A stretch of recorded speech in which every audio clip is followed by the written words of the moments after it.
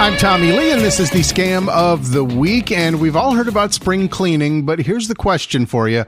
When's the last time you cleaned up your personal information? I'm talking about old apps and outdated passwords and, yes, of course, those stacks of physical documents stuffed in a drawer that are collecting dust with all your personal information sitting on them.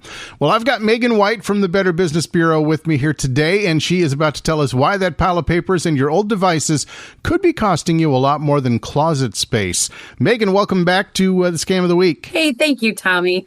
I am excited about this topic because it is one of those things where a little effort now can save people a really big headache later. So paint me a picture, Megan. What is the problem with hanging on to the old documents? So during spring cleaning, while most people are wiping down the counters and reorganizing the closets, identity thieves are actually looking for something completely different.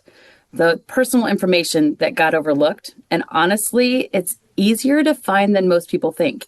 So like you said, on an old bank statement, a medical bill, even a utility notice thrown in the recycling, those documents have enough information on them for someone to open a credit card account in your name. Just from a bill in the trash? Just from a bill in the trash.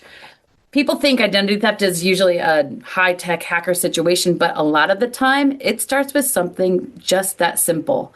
So that's why it's so important to shred your documents. And I'm excited about our spring shred day coming up, but we can talk about that in a little bit.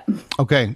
So generally helpful, those shred days. And I love that you guys still do those. First of all, though, what about our phones and our devices? Because I feel like that's where a lot of us have information piling up and we might not be aware of it as well. Oh, absolutely. So, Tommie, think about how many apps you've downloaded over the years and never deleted. So those apps can still have access to your accounts, your location, your photos, even your financial data long after you stopped using them. So on an old phone and laptop, if you just toss those without properly wiping them, someone can still recover everything that was on them. So just hitting delete on a photo or dragging something to the trash, that's not enough? Absolutely not. No.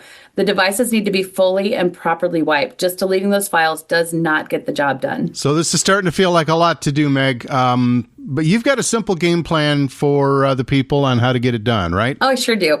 And it really is just 4 steps. So first, you want to lock down your accounts. Update your passwords. Make them strong and unique for each account. I know that can get frustrating, but make sure that they are at least 12 to 16 characters long.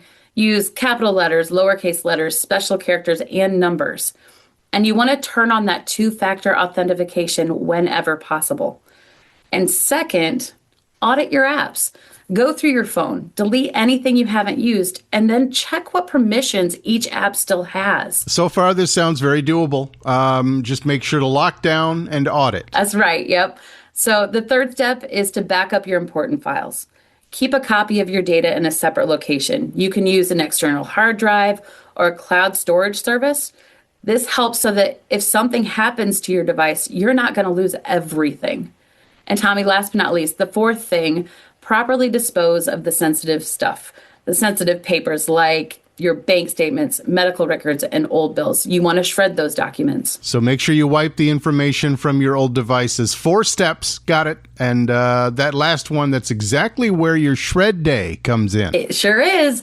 So BBB's shred day this spring is Saturday, April 25th, and it is from 9 a.m. to noon at the Allen County War Memorial Coliseum parking lot. And we're inviting people to bring up to 3 boxes of documents, and everything will be shredded right there on site while you stay in your car.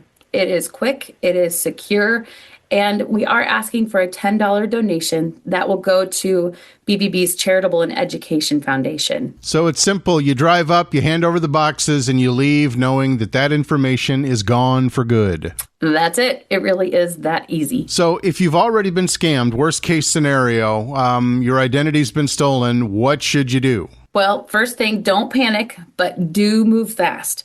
You call your bank and your credit card companies right away to secure your accounts. And then go to bbb.org/scam tracker to report your experience. And you can actually build a personalized recovery plan there too, and it'll walk you through the steps you need to take to recover well. And you also want to file a report with the Federal Trade Commission at reportfraud.ftc.gov. And Tommie, everyone wants to keep a close eye on their credit card reports so that they can catch anything new before it spirals. So act fast, use all those resources, and make sure you stay on top of everything. Exactly. Yes. The quicker you move, the more damage you can prevent. Absolutely. Megan, this has been so good. Everybody listening, make sure you take all 4 of those steps that she mentioned seriously.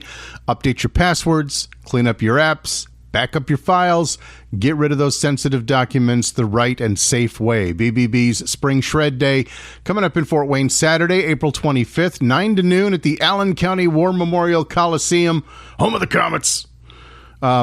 Megan, thank you so much, and we'll talk to you again soon on the Scam of the Week. Thanks, Tommie. Podcasts by Federated Media.